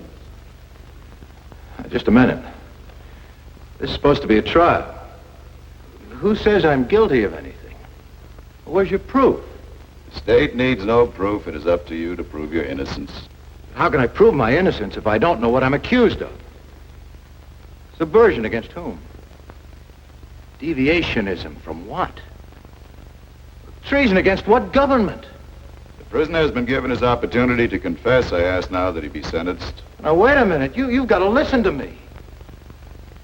They say I'm guilty of crimes against the state, but it's the state that committed the crimes. Why, they broke into my home without a warrant. Armed soldiers. They took away my daughter. They desecrated a house of worship and replaced religious objects with phony displays. And they called it a museum. They even tried to turn my own kids against me. My wife. Helen, you were there. You know that what I'm saying is true. Tell them.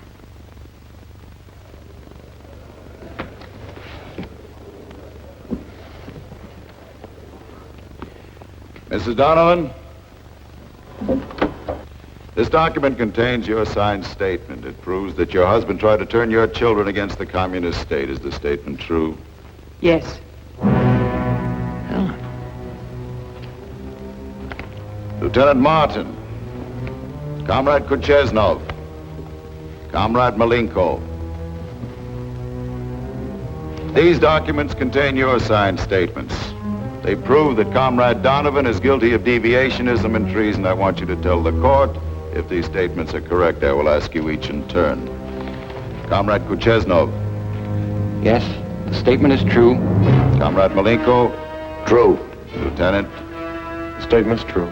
There's no need to continue this trial. The evidence against the prisoner is overwhelming. I ask now that he be sentenced immediately. I want to see those statements. And maybe I'll have a few words to say in my own defense. The prisoner will step back into the box.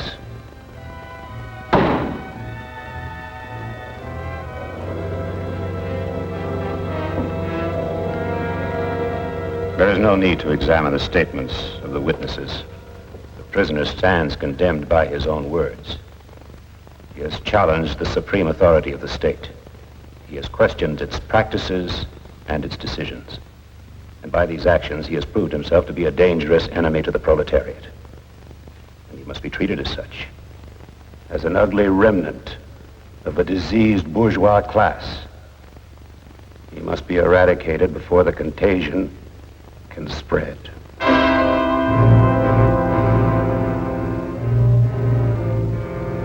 Comrade Donovan, you are hereby sentenced to be shot.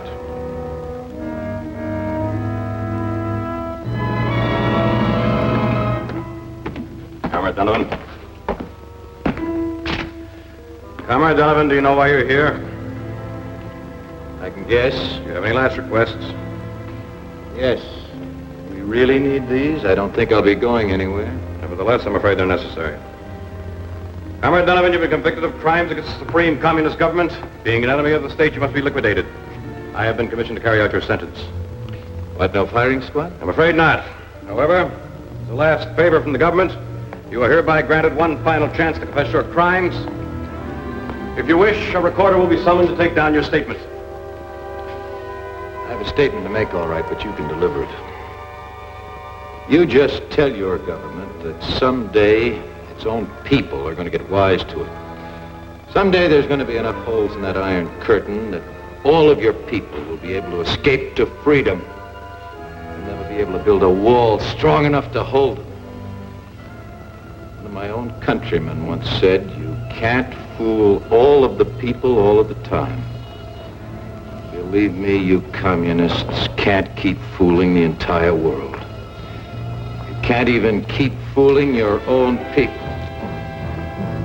Because the news about communism is getting around. But it's only another word for slavery.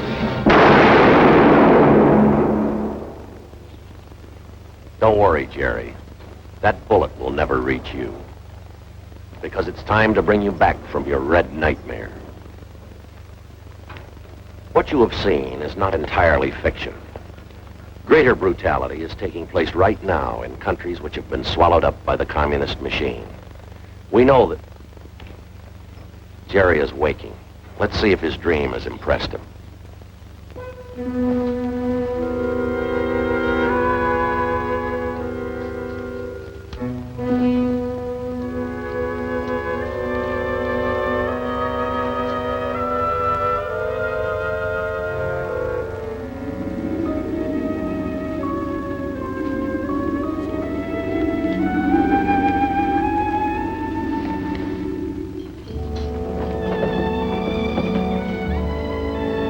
Helen? Yes, darling. Helen? Honey, the kids polished off the eggs. Would you mind cereal? Sure, it'll be fine, just fine. I'll get it. Just...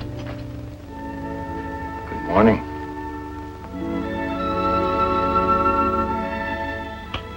Well, good morning. Daddy, will you buy me a new space helmet? Oh, what? He's gone from wide open spaces to outer space. Oh, he is he? Yeah, I guess we can put you in orbit all right. You get a space helmet. Hey, Mom! Mom!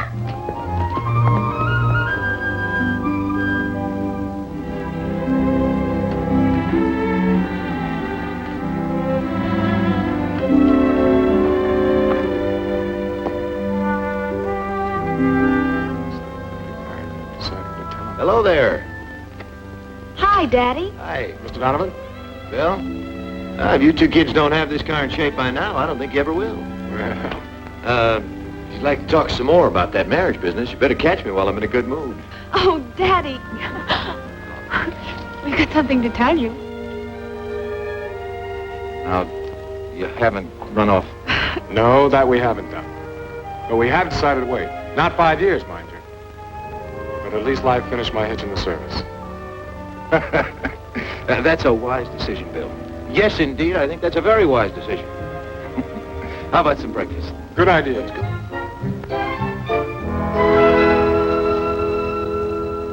Jerry knows now, so he'll never forget it. Responsibilities are a privilege, an inherent American right. the strength of our nation. The bright hopes of a free world are founded on the dedication of individual Americans. People who guarantee freedom by standing ready to fight against aggression, against the communist attempts at world enslavement. Freedom is not hereditary. It must be earned. Freedom has a price, and its price is vigilance. Its price is responsibility, not only of government, but of every citizen who salutes our flag. Those who serve as a part of our nation's armed might, and those who have served, they guarantee freedom's continued existence. Freedom. No single word in all the languages of mankind has come to mean so much. Freedom to enjoy the simple things of life in the circle of family and friends. Freedom to work at a vocation of our choosing.